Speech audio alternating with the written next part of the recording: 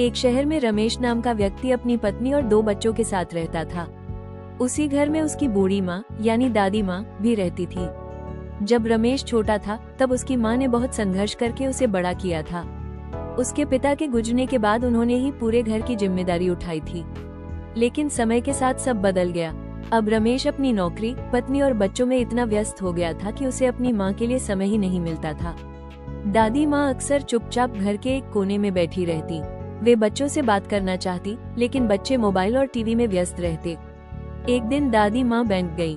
वहाँ bank manager ने उन्हें एक फिक्स डिपॉजिट के बारे में बताया।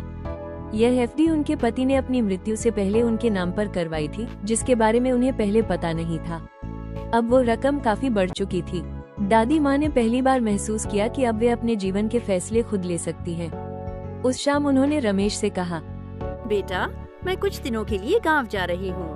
रमेश ने बिना ज्यादा ध्यान दिए कहा, ठीक है माँ, जैसा आपको ठीक लगे। कुछ दिनों बाद रमेश को पता चला कि दादी माँ गांव नहीं गई थी।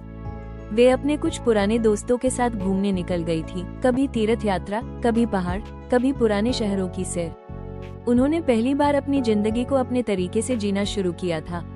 महीने बीत गए, लेकिन दादी माँ वापस नहीं आई। वे जहाँ भी जाती खुश रहती, लोगों से मिलती और नई जगहें देखती। इधर घर में धीरे धीरे उनकी कमी महसूस होने लगी।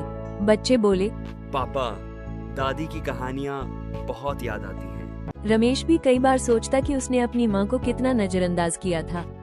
एक दिन उसे दादी माँ की चिट्ठी मिली। उसमें लिखा था, बेटा रमेश, मैंने अपनी पूरी जिंदगी तुम्हारे लिए जी।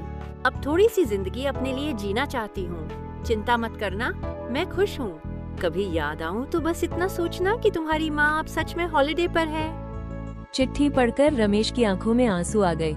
उसे समझ आ गया कि कभी कभी माता पिता भी अपने जीवन में सम्मान और खुशी के हकदार होते हैं। सीख, माता पिता को केवल जिम्मेदारी नहीं बल्कि सम्मान और समय भी चाहिए।